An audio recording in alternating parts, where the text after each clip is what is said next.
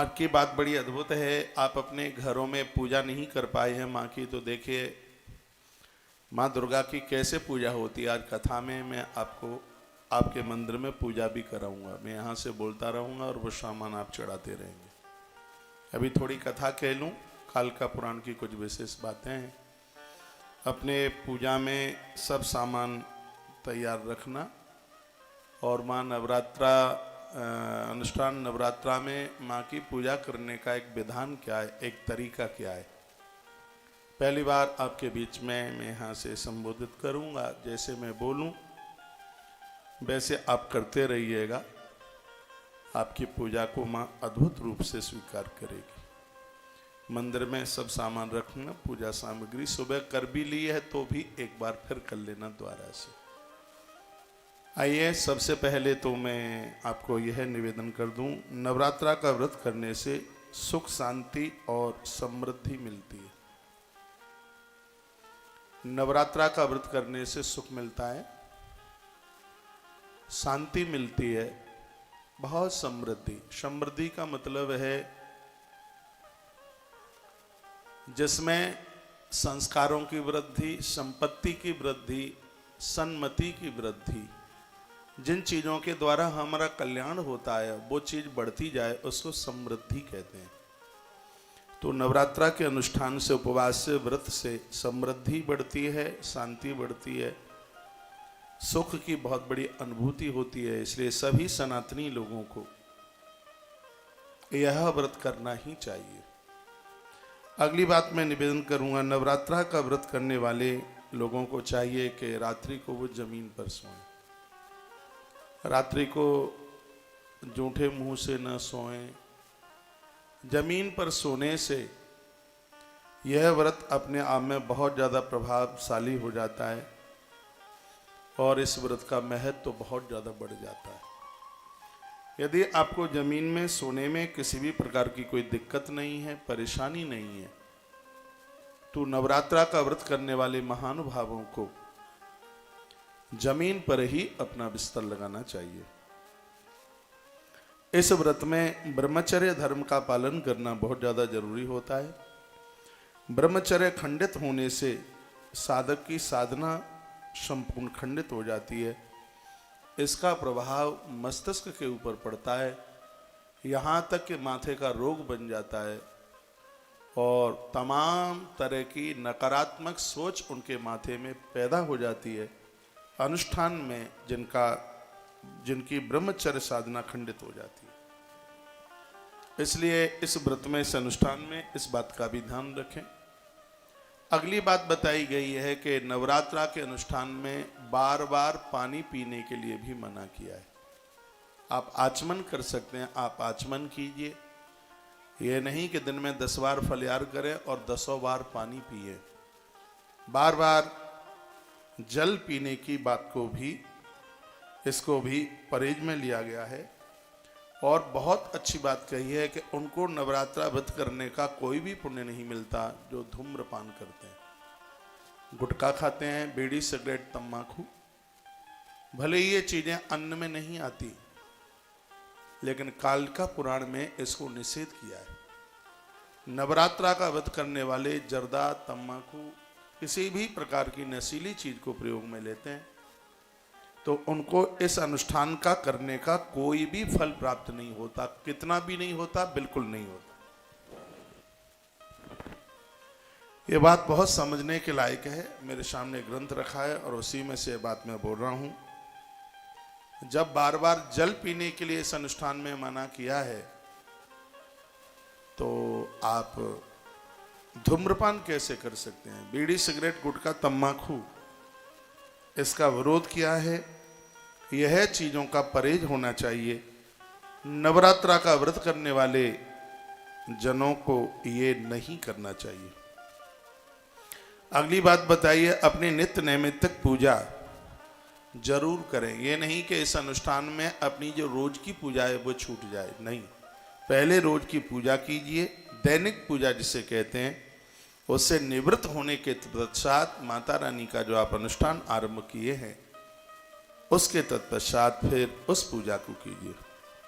सुबह स्नान करके दो काम नित्य करना है इस अनुष्ठान में। एक ज्वारों में पानी देना है और एक अखंड ज्योत आपने जलाई है, यदि बुझ रही है तो उसको संभालिए, यदि वो ठीक ठाक से जल रही है तो भी 1 चम्मच घी रोजाना उस जलने वाली अखंड ज्योत में डालें। ये कालिका पुराण में नवरात्रा के अनुष्ठान की विधि का वर्णन किया। जैसे ही आप स्नान करके अंदर जाते हैं जहां आपने देवी को बिठाया है, अनुष्ठान को बिठाया है, झाड़ू लगाया नहीं जाता, वहां पर एक डंडे में कपड़ा बांधिएगा, उससे वहां के कूड़े करकट को, कचड़े को बाहर निकालिए और पानी से छींटे लगाइए ज्वारों में और 1 आध चम्मच घी जलने वाली ज्योत में डालिए। यह नवरात्रा का ये बड़ा विधान है। कुछ विशेष बातें और वर्णित की गई हैं, वो ये हैं कि नवरात्रा में माँ को पान के पत्ते पर केसर लगाकर माँ को चढ़ाने से घर के हर कलेश दूर हो जाते हैं। ये बातें लिखने के लायक हैं और मैं पहली बार आपको निवेदन कर रहा हूँ। आप लिख नहीं पाएंगे, बाद में आप भूल जाएंगे, बार बार हमें पूछते रहेंगे और हम आपको बता नहीं पाएंगे। घर में कलह है, झगड़ा है, पति पत्नी का झगड़ा है, बाप बेटे का झगड़ा है, भाई भाई का झगड़ा है, वर्णन किया गया है कि एक पत्ते पर, पान के पत्ते पर केसर लगा करके माँ को यह चढ़ाने से घर के संपूर्ण कलेश खत्म हो जाते हैं, घर की लड़ाई समाप्त हो जाती है, घर के झगड़े समाप्त हो जाते हैं। मैं आपको पूछना चाहूँगा, क्या मेरी भाषा आपकी समझ में आ रही है? धन्यवाद। मैं आगे की तरफ बढ़ रहा हूँ। दूसरी बात है कि मिट्टी के गौरी गणेश बनाकर उनकी पूजा करने से किराए के मकान और दुकान से छुटकारा प्राप्त हो जाता है। ये भी बड़ी अद्भुत बात है। मिट्टी के गौरी गणेश, मिट्टी लीजिएगा और उसके गोल सुपारी टाइप के ये 2 बनाइए, एक गौरी एक गणेश, उसके ऊपर कलावा लगाइए। स्पष्ट वर्णन है कि मिट्टी के गौरी गणेश बना करके नवरात्रा में इनकी पूजा करने से वर्णन किया गया कि किराए का मकान, किराए की दुकान, ये सब चीज़ से छुट्टी हो जाती है और भवन अपना बन जाता है। ये मिट्टी के ही बनते हैं, मिट्टी की ही गौरी और मिट्टी के ही गणेश। पूजा में इन दोनों का पूजन होता है। 9 दिन के बाद में 10वें दिन बहते हुए जल में उनको प्रवाहित कर दिया जाता है, दोनों को पूजा के तत्पश्चात। ये बड़ी अद्भुत बात है। अपना भवन अपने मकान के लिए बड़ी अद्भुत बात ग्रंथ में वर्णित की गई। अगली बात बता रहा हूं, वो सुने। अगली बात यह है कि जल में गुलाब की पंखुड़ियां डालकर उस जल से माता को स्नान कराने पर घर में धन की बरकत होती है। गुलाब के फूल की पंखुड़ियां पानी में डालिए, उस जल के द्वारा माँ को आप स्नान कराइए। गुलाब जल से माँ को, जल में जो गुलाब की पंखुड़ियाँ आपने डाली हैं, उस जल से माता रानी को स्नान कराने पर माँ अति प्रसन्न होती है। जैसे कुछ देवता हैं वो पंचामृत से स्नान कराने पर अति प्रसन्न होते हैं, उनमें हरि और हर दोनों का नाम आता है। उसी प्रकार से गुलाब की पंखुड़ियाँ जल में डाल करके और उस जल से माँ को स्नान कराया जाता है। इससे माता इतनी प्रसन्न होती है कि वो घर में धन की कमी नहीं आने देती और उस घर में धन की बरकत होती है। लिख लें, ये बातें आपको कोई नहीं बताएगा। बताएगा तो तब जब वो कालिका पुराण पढ़ेगा, तब बताएगा, तो तब वो पढ़ेगा नहीं, बताएगा नहीं। इसलिए सुन लीजिए, आनंद हो रहा है कथा में, बहुत अच्छा लग रहा है, बढ़िया लग रहा है। आश्रम से फोन से बोलिए बांके बिहारी लाल की जय हो, श्री हनुमान जी महाराज की जय हो, जय जय श्री राधे, जय जय श्री राधे श्याम। ये बात फिर मैं बोल रहा हूँ, पूजा में हमेशा छना हुआ जल लीजिए। जिस पानी के ऊपर बुदबुदा होता है, जिस पानी में, वह पानी अपवित्र होता है, वह जल अपवित्र होता है। जिस पानी में बुदबुदा सा, बतासा सा दिखाई देता है, इसलिए पूजा में छने हुए पानी को लिया गया है। उसमें गुलाब की पंखुड़ियाँ डालिए और उस जल से माँ को आप स्नान कराइए। इससे धन में बरकत होगी, धन में वृद्धि होगी, संपदा में कमी नहीं चल करके आएगी। यह भी एक बहुत बड़ा अद्भुत माँ को प्रसन्न करने का तरीका है। जिनकी नौकरी में प्रमोशन नहीं हो रहा है या जिनके बच्चे बेरोजगार बैठे हैं, उनको नौकरी नहीं मिल रही, बहुत बड़ी दिक्कत आ रही है। पान का पत्ता सरसों के तेल में रात भर पड़ा रहने दो। पान का पत्ता सरसों के तेल में रात भर पड़ा रहने दो। दूसरे दिन पान के पत्ते को बाहर निकाल लो और 9 दिन उस सरसों के तेल की अखंड ज्योत मां दुर्गा के नाम पर जलाओ। मैया नौकरी में प्रमोशन, और जो बेरोजगार हैं जिनको काम मिल नहीं रहा है उनको काम मिल जाएगा मां भगवती की कृपा से। कलकाल में मां का बहुत बड़ा प्रभाव है। मां का भक्त कभी भूखों नहीं मरता। ये उपाय एक बार फिर मैं इस ग्रंथ के माध्यम से बता रहा हूं। पान का पत्ता, पान के पत्ते से मां बहुत खुश होती है, अति प्रसन्न होती है। पान का पत्ता सरसों के तेल में पूरी रात भर पड़ा रहने दो। सुबह उसको निकाल दो, पान के पत्ते को अलग, और उस सरसों के तेल से नवरात्रा में, भले ही कल का एक दिन निकल गया है, आज से आप आरंभ कर दीजिए और 11 तारीख तक, 9 दिन पूरे हो जाएंगे 11 तारीख को। और वैसे भी माँ को 9 दिन पूरा करके 10वें दिन पारण किया जाता है, तो उसकी बहुत बड़ी महिमा है, ऐसा भी कालिका पुराण में लिखा है। तो क्या बोल रहा था मैं, आज से भी आप यह जोत, सरसों के तेल की जोत, ये आप जला दें। पान का पत्ता रात भर सरसों के तेल में पड़ा रहने दें, दूसरे दिन उसको निकाल दें। और अभी भी आप ऐसा कर सकते हैं, शाम तक वो पड़ा रहेगा तो उसको बाहर निकाल दीजिए पान के पत्ते को, और शाम से आप जला दीजिए जोत। एक दिन एक्स्ट्रा जला दीजिए, 9 दिन पूरे हो जाएंगे सरसों के तेल में। यह उपाय यह है नौकरी में प्रमोशन। जिन बच्चों को काम नहीं मिल रहा है उनको माँ भवानी की कृपा से निश्चित रूप से उन्हें नौकरी मिल जाएगी। इतना बड़ा प्रभाव इसका है। उसके तत्पश्चात फिर वर्णन किया गया, एक अखंड ज्योत जलाएं। सुबह मिट्टी के 9 दीपक और शाम को आटे के 9 दीपक उस अखंड ज्योत के साथ ये 9 दिए सुबह और शाम जलाएं। इससे परिवार की आयु बढ़ती है, घर में सर्व प्रकार की समृद्धि बढ़ती है। जिनको जन्मपत्री में उम्र कम बताई है, तो अखंड ज्योत जहाँ जल रही है, मिट्टी के दिए 9 सुबह और आटे के दीपक शाम को उस ज्योत के सामने जला करके रखें। यह आपको 1.25 लाख महामृत्युंजय मंत्र के जपने का काम करेगा। पूरे देश की आयु के लिए कल हमने यहाँ बहुत दिए जलाए और आटे के दिए। देखो, जो बातें मैं यहाँ से आपको बताता हूँ उसको मैं फॉलो करता हूँ। हमने आटे के दिए कल यहाँ आरती में जलाए हैं और वो दीपक ज्योत के पास जला करके रखे हैं। माता जी बैठे, तो ये आयु को बढ़ाने वाले हैं, अकाल मौत से रक्षा करते हैं। तो देखो, ये बात मुझे बड़ी अच्छी लग रही है, कहने में बहुत अच्छा लग रहा है। जो आपने घर में अखंड जो जलाई है उसके सामने सुबह मिट्टी के 9 दिए और शाम को आटे के बना करके 9 दिए जला कर रखें। इससे परिवार की उम्र बढ़ेगी, आयु बढ़ेगी, बीमारियां नहीं फैलेंगी घर में। बात समझ में आ रही होगी? एक बार जयकारा लगाइए, बोलिए बांके बिहारी लाल की जय हो, श्री हनुमंत बलवंत महाराज की जय हो। जय जय श्री राधे, जय जय। श्री राधे, श्री राधे। आप पूछ रहे हैं क्या कथा ये कल की चल रही है कि आज की है? कथा बासी नहीं है, ताजी चल रही है, अभी की है। 10:59 हो रही है। माता वैष्णो देवी की धरती से कथा लाइव शुरू हो चुकी है। 1:30 बजे तक कार्यक्रम चलेगा। 1 मिनट के लिए भी छोड़ना नहीं है। सत्संग के YouTube पर आवाज कम है, इसको सही कीजिए, काफी मैसेज आ रहे हैं। एक बार जयकारा लगाइए, बोलिए बांके बिहारी लाल की जय हो।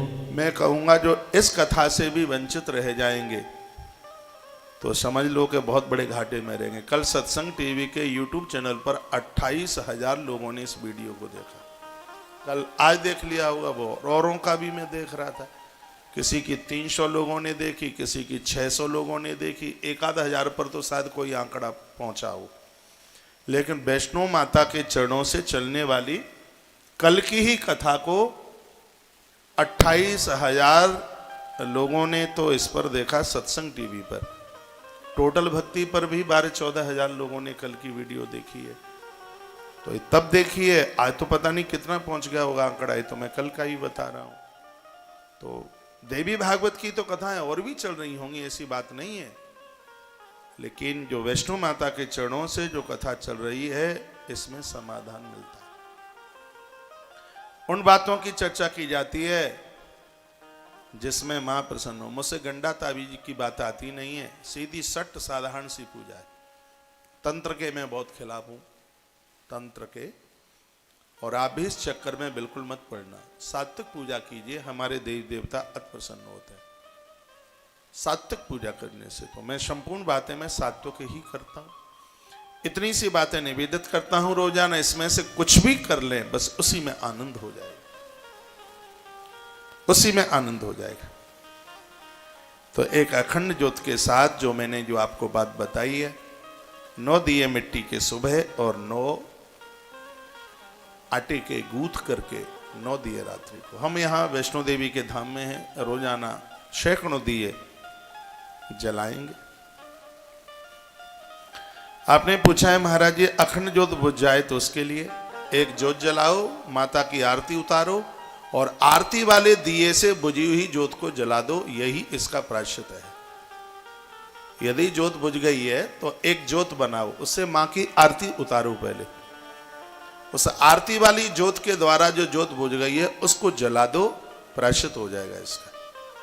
वैसे इतना ध्यान दीजिए, बताते हैं कि जिसमें ज्योत ना बुझे वो अनुष्ठान अद्भुत हो जाता है।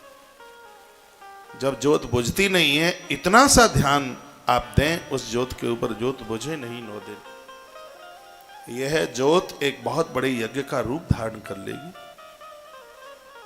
नवरात्रा का समय चल रहा है, मां के ऊपर सिंगल लौंग नहीं, लौंग का जोड़ा चढ़ाएं रोजाना। मैं तो कहूंगा आपको 9 पाठ अर्गला स्तोत्र या कवच के करें, और वैसे कवच के साथ लौंग चढ़ाने का बहुत बड़ा विधान है। 9 कवच करें और 9 जोड़ा लवंग के, 9 जोड़े का मतलब हो गया 18 लौंग, एक बार में 2। एक दुर्गा कवच पूरा कर दें और फिर एक जोड़ा चढ़ाएं लौंग का, फिर एक कर दें, फिर एक, 9 कवच रोज करें तो ये 9 जोड़ा यानी 18 लवंग हो गई। इसको प्रसाद रूप में परिवार में बांट दीजिए, महात्मा मार्कंडेय की तरह आयु हो जाएगी, उम्र इतनी बढ़ जाएगी, बहुत बड़े काल के गाल में भी व्यक्ति सुरक्षित रहेगा। इतना बड़ा विधान कालिका पुराण में है इसका। एक कवच का पाठ करें, एक जोड़ा चढ़ा दें यानी 2 लौंग चढ़ा दें। आपके पास में है टाइम तो 9 कवच का पाठ कर दें, 9 जोड़े चढ़ा दें। एक दिन में करें तो एक दिन में कर दें, नहीं तो 9 दिन में तो 9 कर ही सकते हैं आप। हाँ, 9 दिन में तो 9 कर ही सकते हैं। और मैं तो कहूंगा वह प्रसाद शाम को आरती जब मां की हो जाए, आरती के बाद उस प्रसाद को आप ले लें, लवंग प्रसाद को, तो बहुत आनंद हो जाएगा। एक जोड़े से कम नहीं चढ़ाएं, ज्यादा भले ही चढ़ा लें। जैसे देवताओं को कभी सिंगल रोटी का भोग नहीं लगता, सिंगल पूड़ी का भोग नहीं लगता। ये ध्यान में कुछ रखें, आप जैसे भोजन बनाते हैं तो 2 रोटी उस पर घी लगा करके, एक बार के लिए सब्जी भले ही ना हो, देवताओं के भोग में मीठा जरूर लगता है, उस पर मीठा कुछ नहीं है, चीनी रख दो, बतासा रख दो, बूरा रख दो, और बिना चुपड़ी रोटी का भोग नहीं लगता भगवान को। मैंने बातें पूर्व में बोली हैं, कच्ची रोटी रास्ते में नहीं ले जाई जाती, पूड़ी हैं, पापड़ी हैं, पूड़ी पराठा, ये चीजें हैं। क्यों? कच्ची रोटी को अशुद्ध माना जाता है, मंदिर तक खाली जाते हैं, उसको ढक के ले जाया जाता है। तो ये बड़ी अद्भुत आनंद की बातें हैं। आइए मैं प्रसंग को आगे के लिए बढ़ा रहा हूं। एक बार जयकारा लगाइए, बोले बांके बिहारी लाल की जय हो, वैष्णो माता की जय हो, जय जय श्री राधे जय जय श्री राधे जय जय। श्री राधे श्याम। माता की पूजा में कुछ चीजें ज्यादा विशेष मायना रखती हैं, वो है लाल चंदन, लाल फूल, मां की लाल चुनरी। पूजा करते समय बिंदी लगाकर, माताएं चुनरी ओढ़ करके और भाल पर बिंदी लगा करके ही मां की पूजा करें। ये बहुत ध्यान में देने लायक बात है। जब पूजा में देवियां बैठे हैं तो भाल पर बिंदी, जो विवाहित देवियां हैं उनके भाल के ऊपर बिंदी होनी ही चाहिए। इसमें तो लिखा है कि बिंदी लगा करके जो माता रानी की देवियां पूजा करते हैं उनका सुहाग अटल हो जाता है। वर्णन ये भी किया गया है वो पामों में महावर लगा करके माँ की पूजा करे, इससे माँ अति प्रसन्न होती है। महावर जानते हैं आप? पामों में लगाया जाता है, अंगूठे से लगा करके वो ऐसे पीछे की एड़ी पर घुमाकर उंगलियों के नाखून पर भी एक एक बिंदी रखी जाती है, उसको महावर कहते हैं। इससे माँ अति प्रसन्न होती है, बहुत खुश होती है। देवियां महावर लगाकर, भाल पर बिंदी लगाकर और मेरी तरह चुनरी ओढ़ करके माँ की पूजा करे तो माता बहुत ज़्यादा प्रसन्न होती है। बहुत ज़्यादा आनंद की बात यह है कि नवरात्रा का जो प्रथम दिन है, चैत्र की नवरात्रा का जो पहला दिन है, विधाता ब्रह्मा जी ने चैत्र की नवरात्रा के पहले दिन से ही सृष्टि का आरंभ किया। और सृष्टि के आरंभ में नवरात्रा के पहले दिन एक स्त्री और एक पुरुष ब्रह्मा के शरीर से बन के तैयार हुए। पुरुष का नाम है श्री मनु जी महाराज और नारी का नाम है माता शतरूपा। संवत्सर चैत्र नवरात्रा के पहले दिन से ही आरंभ हुआ, इसलिए हमारी भारतीय सनातन संस्कृति में सबसे बड़ा दिन नवरात्रा का पहला दिन है। इससे बड़ा कोई दिन नहीं है, इससे पावन, इससे पवित्र दिन हमारे लिए कौन हो सकता है। जहां भगवान के मन में सृष्टि के संकल्प के लिए बात आई वो नवरात्रा का प्रथम दिन था। और नवरात्रा के, चैत्र की नवरात्रा के पहले दिन से ही सृष्टि का सृजन आरंभ हुआ, जिसमें मनु जी महाराज और माता शतरूपा। इस सृष्टि के लिए विधाता ब्रह्मा ने अपनी देह से दोनों को बना करके तैयार किया। भगवान शिव का अर्धनारीश्वर रूप भी चैत्र नवरात्रा के पहले दिन ही हुआ। भगवान शंकर का जो अर्धनारीश्वर है, आधे भाग में महादेव, आधे में सती, इन दोनों के माध्यम से जो सृष्टि की रचना चली वो नवरात्रा का प्रथम दिन ही था। इसलिए हमारे और आपके लिए सनातन संस्कृति में ये नवरात्रा के ये दिन बहुत ज्यादा प्रभावशाली है। ये तो मैया की पूजा में काफी चीजें होती हैं जिनका आपको भी पता है, लेकिन कुछ इस पूजा में मैं कुछ विशेष चीजें बताई देता हूं, इसकी आप पूर्ति जरूर करें। ये चीजें जरूर हों, इससे माता, आपने पूछा है क्या माताएं कवच कर सकती हैं? 100% कर सकती हैं। मैं ऐसी कोई बात बोलूँगा ही नहीं जिसमें ये हो कि पुरुष कर सकते हैं कि नहीं, माताएं कर सकती हैं कि नहीं कर सकती होंगी, तो मैं जवाब से बोलता हुआ चलूँगा, किसी भी बात में आपको कंफ्यूज में नहीं डालूँगा। माँ की पूजा की सामग्री में कुछ चीज़ें हैं, विशेष रूप से चावल, गंगाजल, लाल चंदन, रोली, कलावा और जटा वाला नारियल, सिंदूर, गुलाब की पंखुड़ियां एवं गुड़हल के फूल, गुड़हल के फूल, गाय का घी, पान के पत्ते, सुपारी, लौंग, इलायची, कपूर, कदली फल, कदली फल कहते हैं केले को, केला। मां को अति प्रसन्न है। पंचमेवा, पंचमेवा में मखाना आता है, सूखे गट्ट की गिद्दी आती है, किशमिश आती है और इसमें छुआरा आता है और इसमें चिरौंजी। ये 5 चीजें हैं जो पंचमेवा में चल करके आती है। चिरौंजी, किशमिश, छुआरा, मखाना और सूखे गट्ट की छोटी छोटी टुकड़ियां आती हैं, गिद्दी, उसको पंचमेवा में लिया गया। इन 5 चीजों का अपना आप बहुत बड़ा प्रभाव है। मैं बताऊंगा कथा के बीच में 5 पंचमेवा हम मां को चढ़ाते हैं तो इसका क्या प्रभाव है, सुनेंगे आप। आज तो कटरा से काफी श्रोता आ रहे हैं। मैं तो बद्रीनाथ की वजह से बाहर से भक्तों को बुलाया नहीं तो इतने लोग आ जाते, हजारों लोग होते, पूरा वैष्णो देवी धाम भरा हुआ होता। मुझे तो पता ही नहीं था कि आप लोग आ जाएंगे। बैठिए, अच्छा लग रहा है आपके आगमन पर। आयोजन का 23वां महीना चल रहा है। अगले महीने मई की 7 मई को, अप्रैल लग गया है, हाँ 7 मई को पूरा 2 वर्ष पूरा हो जाएगा। बैठ जाए आप, बैठिए।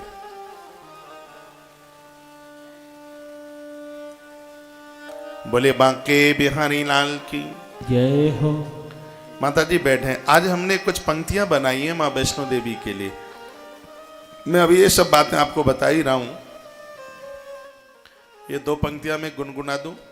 माता आप बैठ जाएं, आप कथा में आए तो सबको 1:30 बजे बुलाऊंगा, कैमरे लगे हुए हैं, आप बैठिए। अब के हमने इसलिए तो किसी को बुला नहीं रहे थे कि मैया को हमने इस कथा का मुख्य श्रोता बनाया है। बस कथा में ही, कथा में आनंद, मन भटकता है इधर उधर। मैया आप बैठ जाएं, प्लीज बैठ जाइए।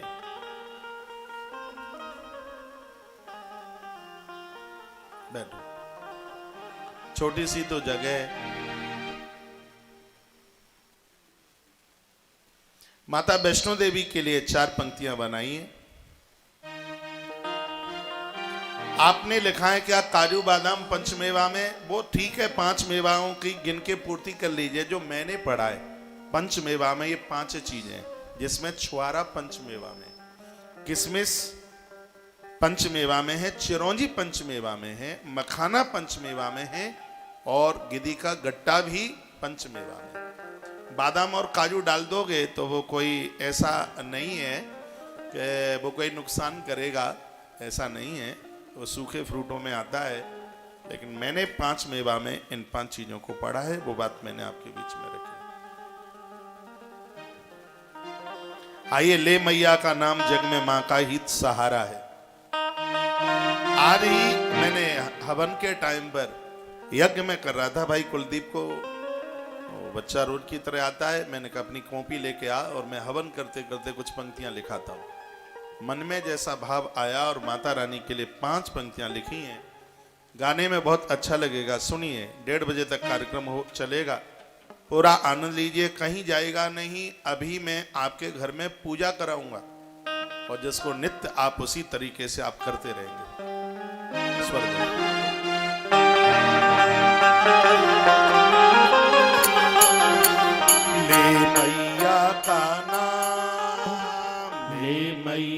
का नाम जग में माँ का ही सहारा है।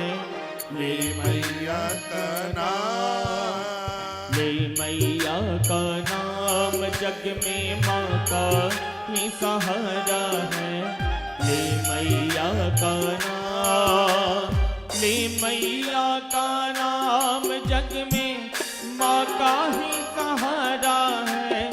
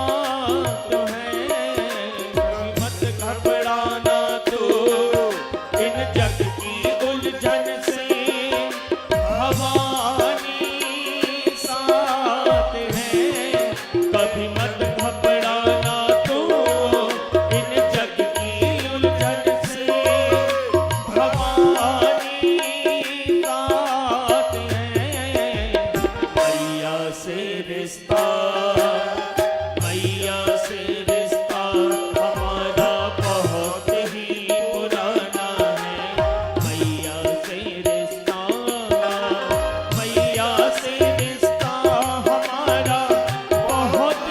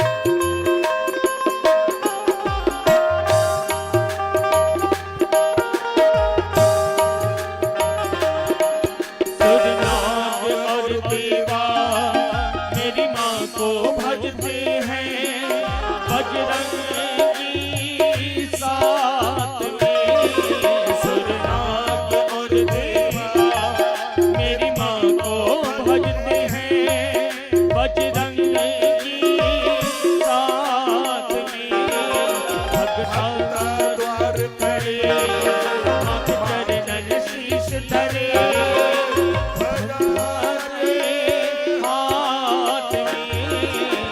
भगता द्वार खड़े मत चरणन शीश धरे ध्वजा हाथ में कौशिक दरबार कौशिक दरबार बोले माँ का जयकारा है कौशिक दरबार कौशिक दरबार बोले माँ का जयकारा है कोई ना सहारा है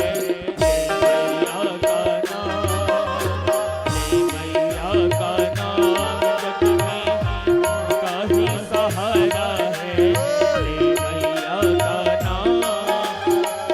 मैया का नाम जग में माँ का ही सहारा है कोई ना हमारा है मैया का नाम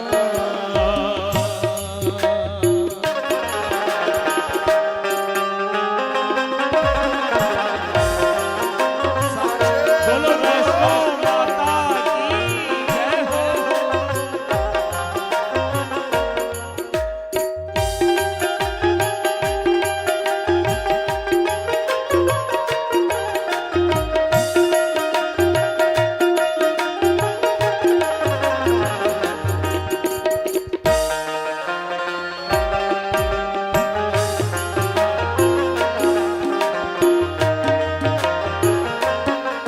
सुरनाग और देवा मेरी माँ को भजते हैं बजरंग की साथ में सुरनाग और देवा मेरी माँ को भजते हैं बजरंग की साथ में भगता द्वार खड़े माँ के चरणन शीश धरे ध्वजा हाथ में भगता द्वार खड़े माँ के चरणन शीश धरे ध्वजा हाथ में कौशिक दरबार बोले माँ का जयकारा है कौशिक दरबार बोले माँ का जयकारा है कोई ना हमारा है मैया का नाम जग में माँ का ही सहारा है मैया का नाम मैया का नाम जग में माँ का ही सहारा है कोई ना हमारा है मैया का नाम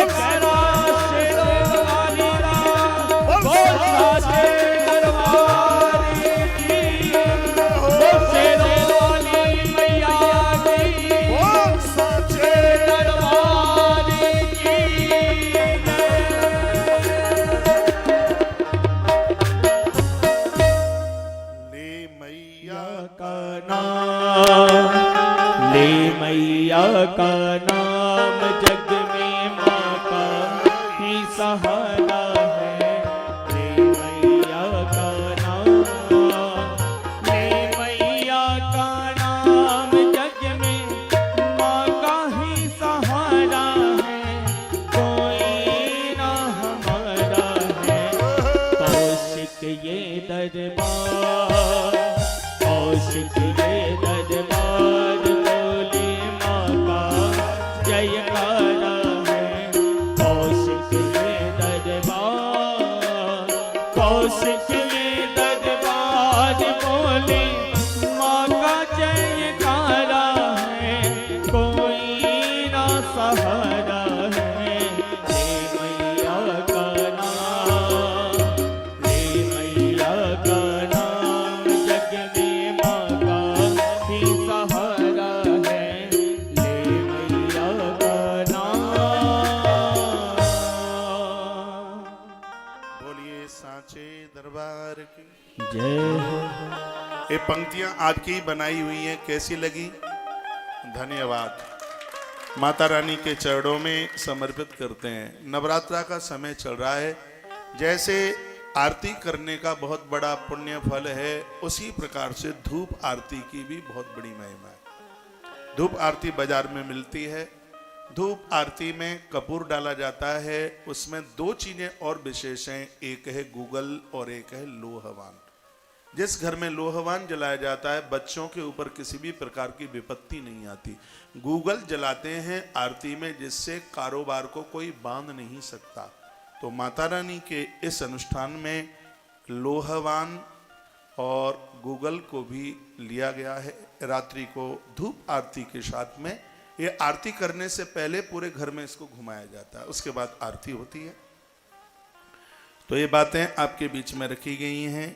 गूगल, लोहवान और मैया के हवन में, यज्ञ में गौ माता के गोबर के उपले और आम की लकड़ियों पर हवन यज्ञ।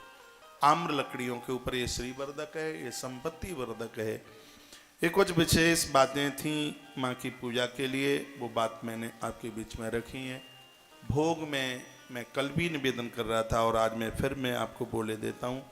भोग में औषधियों में ब्राह्मी का भोग माँ को अति बहुत ज़्यादा पसंद है। घी में मिश्री डालकर, बूरा डालकर, गुड़ डालकर माँ को भोग लगाया जावे, माता बहुत प्रसन्न होती है। और गुलगुले, छोटे छोटे पुए बनते हैं, उससे माँ बहुत प्रसन्न होती है। रस खीर ये तो रोज ही बनाएं। गन्ने के रस में चावल डाल करके रात्रि को भोग लगाएं और बेटियों को जिमा दें। जो लोग एक आध बार अन्न खाते हैं, यदि आप भी एक बार अन्न ले रहे हैं तो यह प्रसाद आप भी ले सकते हैं। ये घर में धन की बरकत में गन्ने के रस में चावल डालकर खीर बनाकर माँ को भोग लगा करके घर की गरीबी, घर की दरिद्रता का नाश होता है। ये बात मैंने कल भी बोली थी। इसी बात को मैं बार बार ज़्यादा मैं रिपीट नहीं करूँगा। माता को इलायची भी चढ़ाई जाती है और ये इलायची भी घर को बहुत ऊंचाई देती है। तो इलायची, लवंग, सुपारी, पान का पत्ता अध्याय के लास्ट में हवन में आहुति नहीं डाली जाती तो माता को वो दुर्गा सप्तशती का यज्ञ ही स्वीकार नहीं होता। ये ब्राह्मणों को ये सब पता होता है, इसलिए कहा जाता है भले ही थोड़ी दक्षिणा ज़्यादा चली जावे, लेकिन पाठ के लिए ब्राह्मण तो पढ़ा लिखा ही होना चाहिए, सजग्र होना चाहिए, समझदार होना चाहिए, उसको ये सब अनुभव होना चाहिए, सब उसे ये अनुभव हो। तो आइए, मैं आज तुम्हारा पंडित जी बनकर, तुम्हारा आचार्य बनकर मैं आज आपके घर की पूजा कराता हूँ। आप अपने अपने घर में, मंदिर में आप बैठिए और अपने सामने आप रखें पंचपात्र, पानी का पात्र रखें। और सबसे पहले आपको क्या करना है, माँ की पूजा में बैठ कर के 3 बार आचमन किया जाता है, जिसमें बोला जाता है ओम ऐम आत्म तत्वम सोदयामी नमः स्वाहा। ऐसे हाथ में जल लेकर के और मुख में आचमन कर लें। ओम ऐम आत्म तत्वम सोदयामी नमः स्वाहा। मेरी बात को आप रिकॉर्ड कर लें अपने मोबाइल में। तो इस तरीके से रोज आप अपने मंदिर में नवरात्रा में इस तरीके से आप पूजा कर सकते हैं। ओम एम आत्म तत्वम शोधयामी नमः स्वाहा। फिर आचमन करेंगे ओम ह्रीम विद्या तत्वम शोधयामी नमः स्वाहा। ये दुर्गा सप्तशती में भी है, लेकिन मैं दुर्गा सप्तशती से नहीं बोल रहा हूं, मैं अलग से बोल रहा हूं। ओम ह्रीम विद्या तत्वम शोधयामी नमः स्वाहा। ओम क्लीम शिव तत्वम शोधयामी नमः स्वाहा। 3 बार आचमन करके ओम ऐम ह्रीम क्लीम सब तत्वम शोधयामी नमः स्वाहा बोलकर हाथ से जल लगा लीजिएगा। इसके तत्पश्चात प्राणायाम किया जाता है, जिसमें स्त्री और पुरुष दोनों प्राणायाम करते हैं। पूरक, कुंभक और रेचक 3 प्रकार का प्राणायाम होता है, जिसमें श्वासों को ऊपर खींचा जाता है, फिर अंदर घुटने दो, फिर उसको बाहर छोड़ दो। ये मैं एक उसकी विधि कहां से कैसे क्या करना है, तो मैं उसको एक नियमबद्ध आपके बीच में कर रहा हूं, बोल रहा हूं। पहले आचमन कर लिया। ये माँ की पूजा में, रोज की पूजा में तुम केशवाय नमः, माधवाय नमः, नारायणाय नमः ये बोला जाता है, लेकिन माँ के अनुष्ठान में आप बैठे हैं तो इसमें ओम एम आत्म तत्वम शोधयामी नमः स्वाहा। ओम ह्रीम विद्या तत्वम शोधयामी नमः स्वाहा। ओम क्लीम शिव तत्वम शोधयामी नमः स्वाहा। ओम ऐम ह्रीम क्लीम सर्व तत्वम शोधयामी नमः स्वाहा। तो चौथे बार पानी डालकर उसको पिया नहीं जाता, उसको हाथ में लगाकर शुद्धि कर ली जाती है। उसके बाद फिर प्राणायाम किया जाता है। प्राणायाम हमेशा आचमन के बाद होता है। पहले आचमन होता है, उसके बाद होता है प्राणायाम। प्राणायाम में श्वासों को ऊपर खींचा जाता है, फिर अंदर घुटने दें उसको, फिर धीमे धीमे उसको बाहर निकाल दें। ओम ओम शब्द का उच्चारण होता है प्राणायाम में। इसके तत्पश्चात होता है पवित्रीकरण। बाएं हाथ में जल लिया जाता है और दाहिने हाथ से छींटे लगाए जाते हैं। बाएं हाथ में जल, ऐसे जल ले लिया, यूं ऐसे प्रैक्टिकल करके देखो। फिर उसको ऐसे अपवित्र पवित्रो वा सर्वावस्थांगतोपि वा यस्मृत पुंडरीकाक्ष साभाव्यांतर शुचि ओम पुंडरीकाक्ष पुनातु ओम पुंडरीकाक्ष पुनातु ओम पुंडरीकाक्ष पुनातु। ये इतना करने के तत्पश्चात इसके बाद में फिर होता है आसन शुद्धि, आसन पवित्रीकरण। कहीं तुम्हारे आसन पर किसी ने पाम रख दिया हो तो उसमें दोष लग गया है। आपके आसन पर कोई बैठ गया हो, जिस जगह पर आप बैठे हैं उस जगह पर किसी ने मलमूत्र विसर्जित कभी कर दिया हो, तो आसन की शुद्धि बताई गई है। आसन की शुद्धि किस प्रकार से? आसन शुद्धि में सबसे पहले विनियोग छोड़ा जाता है। मेरी इस बात को रिकॉर्ड कर ले, मैं विनियोग छोड़ता हूं। दाहिने हाथ में जल लिया जाता है। मेरी कही गई बातों से आप विनियोग, आप बोर तो नहीं हो रहे हैं? मैं बिना शास्त्र के बात नहीं करूंगा, मैं हर बात प्रमाणित करूंगा। इसलिए तो कोई भी वक्ता पंडित मेरी बात काटेगा कैसे? मैं बिना प्रमाण के बात ही नहीं करता। हाँ, तो दाहिने हाथ में जल लिया जाता है और आसन शुद्धि में सबसे पहले विनियोग छोड़ा जाता है। उसमें कच्छप भगवान का नाम लिया जाता है। भगवान कच्छप ही तो धरती को पीठ के ऊपर रखे हैं। देखो क्या इसका विनियोग है, मैं बोल रहा हूं, निवेदन कर रहा हूं। ओम पृथ्वीति मंत्रस्य मेरु पृष्ठे ऋषि सुतलम छंदः कूर्मः देवता आसन पवित्रीकरणे विनियोगः। विनियोग का जल कभी धरती पर नहीं छोड़ा जाता। पास में पात्र होता है, पंच पात्र, उसके नीचे कटोरी होती है, उसमें छोड़ा जाता है। आप लिख ही रहे हैं तो एक बात जरूर लिख लेना, पूजा का जितना सामान है वो सब दाहिने हाथ पर रखा जाता है। जो पूजा की जो थाली है वो दाहिने हाथ पर रखी जाती है। आपका जो दाहिना हाथ है दक्षिण की तरफ, और ज्यादातर ऐसे माँ की पूजा में पूर्व की तरफ मुंह करके बैठा जाता है। जितनी भी पूजा सामग्री है वो दाहिने हाथ पर रखी जाती है, दक्षिण हाथ पर रखी जाती है। तो ये मैंने आपको विनियोग छोड़वा दिया। आसन से जल लगाया जाता है। पृथ्वी त्वया धृता लोका देवी त्वां विष्णुना धृता त्वं च धारे माम देवी पवित्रम कुर्चासनम। आसन पर जल छोड़ दिया जाता है। उसके तत्पश्चात शिखा बंधन। माताओं सुनिए, मैंने बहुत देखा है माताएं जब पूजा करती हैं तो उनके पूरे केस खुले हुए होते हैं। चाहे ब्राह्मण हो चाहे देवियां हो, पूजा के समय पर शिखा बंधी हुई होनी चाहिए। शिखा तब खोली जाती है जब अन्यायी और अपराधियों का साम्राज्य हो रहा है, तब नारी कहती है कि चोटी तब बांधूंगी। ब्राह्मण कहता है अपनी चोटी तब बांधूंगा, पहले दुश्मनों का नाश कर डालूंगा। आचार्य चाणक्य ने तब तक उसने अपनी चोटी को नहीं बांधा जिसके लिए उन्होंने संकल्प लिया। जब तक उसको समाप्त नहीं कर दिया तब तक आचार्य चाणक्य ने अपनी चोटी नहीं बांधी। वैसे पूजा में शिखा का बंधन होना चाहिए।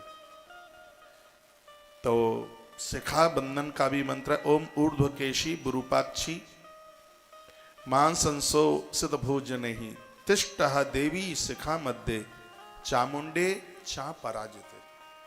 पूजा में शिखा बंधन करने वाले लोग स्त्री और पुरुष दुश्मनों को पराजित कर देते हैं। शिखा बंधन की इतनी बड़ी महिमा है। इतना करने के तत्पश्चात भैरवों को प्रणाम किया जाता है। माता रानी का प्रमुख गढ़ है ना, जैसे राम जी के हनुमान है, तो वह भैरवों को ओम तीक्ष्णा इष्टम महाकाया काव्यान्नोपसह भैरवाय नमस्तुभ्यम अनुज्ञाम दातुमर्हसि। आपसे मंत्र श्लोक ना आवे तो आप वैसे ही मानसिक भाव से उन्हें हाथ जोड़कर बंदन कर लें, प्रणाम कर लें। इतना करने के तत्पश्चात एक नवाहन मंत्र के लिए एक विनियोग छोड़ा जाता है। उसमें नवाहन मंत्र ओम ऐं ह्रीं क्लीं चामुंडाय विच्चै। मैं आप सबको कहना चाहूँगा कि दुर्गा पाठ का भारी महत्व है, तो दुर्गा पाठ नहीं लगता जब तक नवाहन मंत्र ना जपा जाए। इसमें 9 अक्षर होते हैं। नवाहन मंत्र और पाठ की महिमा इससे बढ़ जाती है नवाहन मंत्र से। इसका विनियोग है, मंत्र जपने का भी विनियोग है। ओम अस्य श्री नवाहन मंत्रस्य ब्रह्म विष्णु रुद्र ऋषिः गायत्री गणुष छंदासी श्री महाकाली माँ लक्ष्मी महासरस्वतो देवता ऐं बीजं ह्रीं शक्ति क्लीं कीलकम श्री महाकाली माँ लक्ष्मी महासरस्वती प्रत्यर्थे पूजायाम च विनियोगः। चाहे आप पाठ करें और चाहे आप जप करें, उससे पहले ये विनियोग आप छोड़ दीजिएगा। ये करने के तत्पश्चात पुरुष लोग हैं, उनको अगन्यास करन्यास की जरूरत बताई गई है। माताओं के लिए अगन्यास करन्यास की उतनी जरूरत होती नहीं है, वह हाथ जोड़ करके ही उनकी ये पूर्ति हो जाती है। ये इतना करने के तत्पश्चात फिर जो दिया जल रहा है आपका, या पहली बार करें तो आप दिया जला रहे हैं, तो 1 चम्मच घी उसमें डाला जाता है और दीप देवता को प्रणाम किया जाता है। इतना मैं बिल्कुल क्रम के साथ आप बता रहा हूं। तो अब हम ये करते करते दीप देवता के पास पहुंच गए। दीप देवता को भी प्रणाम करने का मंत्र है और वह है भो दीप देवी स्वरूपस्तम कर्म साक्षी अविघ्नकृत आवत कर्म समाप्ति स्यात् तावत तम सुस्त्रो भव। यह मंत्र बोल करके दीप देवता को प्रणाम कर लेते हैं। उसके तत्पश्चात एक 50-100 ग्राम जल रोजाना जो आपने कलश भरा हुआ है उसमें थोड़ा जल डालते हैं। हाँ, कलश में थोड़ा जल, वो नारियल थोड़ा सा उठाओ और थोड़ा सा जल उसमें रोज डाल दो। उसका भी मंत्र है कलशस्य मुखे विष्णु कंठे रुद्र समास्तता मूले स्तो। ये भगवान कलश देव में, कलश देवता में सभी देवता, सभी नदियां आके विराजित हो जाती हैं। तो कलश देवता को हम वंदन करते हैं, पूजन करते हैं। कलश देवता को पूजन करने के बाद शंख की पूजा होती है इसमें। ये मैं जो नवरात्रा का जो एक विधान है उसी तरीके से मैं आपसे बात कर रहा हूं। ज्योत का पूजन हो गया, उसके बाद कलश का पूजन हो गया, उसके बाद पूजा होती है शंख की। शंख का पूजन होता है, उसमें भी वंदन होता है, प्रणाम होता है। कलश के जो आपने जो कलश भरा है उसमें से थोड़ा सा जल लें और उसको शंख में भर दें। शंख में उसके ऊपर, एक बार फिर कह रहा हूं, कलश का जल निकाल करके शंख में भर दें। और फिर क्या करना है, शंख में जल भर के उसके ऊपर रोली लगाइए, उसके ऊपर चंदन लगाइए, उसके ऊपर गंध अक्षत ये लगाइए। ओम अग्नि ऋषि पंचमानः पांचजन्य पुरोहितः तमीपहे महामयम। तदनंतर निम्न मंत्र से त्वम पुरा सागरोत्पन्नम विष्णुआं विद्रतक करे निर्मता सर्वदेवस्य पांचजन्यः नमस्तुते। ऐसा कहकर माता रानी के बाहें चरण के नाखून के पास कलश रख दिया जाता है। जो भी आपने तस्वीर माँ की लगाई है और माँ के वहीं चरण की तरफ उस शंख को 5 जन शंख का रूप दे करके मां के चरण की तरफ पूजन करके इस शंख को रख दिया जाता है। ये शंख पूजन हो गया। शंख पूजन के बाद फिर होता है घंटा पूजन, जो घंटारी आप बजाते हैं पूजा में, फिर उसकी पूजा होती है। ओम आगामार्थम तो देवानाम गमनार्थम तो रक्षमाम घंटानादम प्रकुर्वीत सर्व कामार्थ सिद्धये। आरती पूजा पाठ में घंट की पूजा करने से सभी कार्यों में सिद्धि मिल जाती है। आरती पूरी नहीं होती घंटी के बिना। जो घंटी आप बजाते हैं इसको रोज धोया करो, रोज इसमें मिट्टी लगा करके रोज साफ किया करो। कुछ चीजें हैं, पंचपात रोज साफ होता है, रोज धोया जाता है। शंख रोज धोया जाता है। पूजा के बर्तन रोज धोए जाते हैं ये, और ये घंटरिया इसको भी रोज धोया जाता है। तो इसमें रोजाना चंदन लगाया जाता है। जैसे ही घंटा ऊपर या तो गरुड़ बने होंगे या नंदी बने होंगे, तो गरुड़ घंट बहुत बढ़िया है। गरुड़ घंट ऐसा है, किसी भी देवी देवता के पूजा के मंदिर में आप गरुड़ घंटी को रख सकते हैं। तो उसको पीताम्बरी से या नींबू से उसको रोज साफ कीजिए। पौधों के जितने गंदीले होते हैं उनकी शक्ल ही दिखाई नहीं देती। पूजा के कुछ बर्तन हैं जिनको नित्य साफ सुथरा करने की आवश्यकता है। तो यह घंट की पूजा हो गई है। और उसके तत्पश्चात अब यह करने के तत्पश्चात छोटी प्रतिमा है माँ की, तो माँ को स्नान कराइए। माँ को स्नान कराने की सबसे पहले तो माँ को आवाहन कीजिए। हाथ में फूल ले लें, हाथ में चावल ले लें और माँ का आवाहन करें। ओम हिरण्यवर्णाम हरिणीम सुवर्णा रजतस्रजाम चंद्राम हिरण्मयी लक्ष्मीम जात वेदोम आवह। चाहे सरस्वती माता हो, चाहे दुर्गा माता हो और चाहे लक्ष्मी माता हो, श्री सूक्त से सभी देवतियां अति प्रसन्न होती। ये मैंने श्री सूक्त का एक मंत्र अभी आपके बीच में बोल दिया। मैं एक क्रम बता रहा हूं। पूजा आप करते रहें, अपना मोबाइल चालू रख दें, आप पूजा करते रहिए और हम बोलते रहेंगे उसमें। हाँ?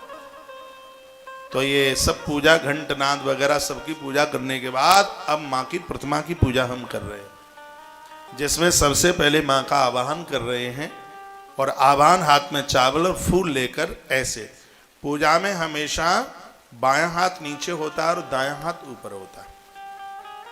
पति पत्नी दोनों पूजा में बैठे हैं तो माताओं को अलग से कुछ भी लेने की जरूरत नहीं पड़ती। वो पति की कोहनी के नीचे अपना हाथ लगा लेती। मैं तो आपको वो बातें बता रहा हूं कि आपको जन्म पत्रियां ले लेकर के कहीं घूमना ही ना पड़े और आप सब समाधान अपने आप कर लें, सब ठीक हो जाएगा। इस कलयुग में मूर्ति पूजा की भारी महिमा है, बहुत ज्यादा। और युगों में ध्यान से ईश्वर को प्राप्त किया जाता था, इस कलयुग में मूर्ति पूजा से परमात्मा को अपना बना लिया जाता है। बोलो भक्त वत्सल भगवान की जय हो। आइए अब मैं आगे बढ़ रहा हूं और आप सावधान होकर के बैठे। मैं एक बार फिर कहूंगा, ये बातें नहीं बताएगा कोई आपको। और इन दिनों में पंडित जी महाराज मिलते नहीं है, ये सब आप अपने घर कर सकते हैं। आप बैठिएगा। बहुत बढ़िया। इलायची आ गई, मिश्री आ गई, लौंग नहीं आई अभी। अच्छा आ जाएगी। हाँ बढ़िया। बैठे। आज मेरे पास कटरा से, जम्मू से काफी श्रोता बैठे हैं। मुझे तो लग रहा था हम और हमारी मैया दो ही होंगे, लेकिन मैया के रूप में आप सब विराजित हैं। अच्छा लग रहा है। तो आवाहन कर लिया आपने, आवाहन कर लिया। ये मंत्र बोल करके हमने माता का आवाहन किया। और आवाहन के बाद में माँ को आसन दिया जाता है। आसन इतना बड़ा, एक उंगली के बराबर कलावा तोड़ लो। कलावा, यही कलावा होता है। कलावे का आसन दिया जाता है माँ को। तो ये कलावा तोड़ लो इतना बड़ा, अंगुली के बराबर, उसको हाथ में रख लो। और फिर माँ को आसन दिया जाता है। ताम आवह जात वेदो लक्ष्मी मन पगामणिम यस्याम हिरण्यम बिंदेहम गाम स्वम पुरुषानहम। श्री महाकाली महालक्ष्मी महासरस्वती स्वरूपाय त्रिगुणात्मकाय दुर्गा देवी नमः। आसनार्थे पुष्पाणि समर्पयामि। कलावा वहां पर छोड़ दें, फूल हो तो फूल भी छोड़ दें।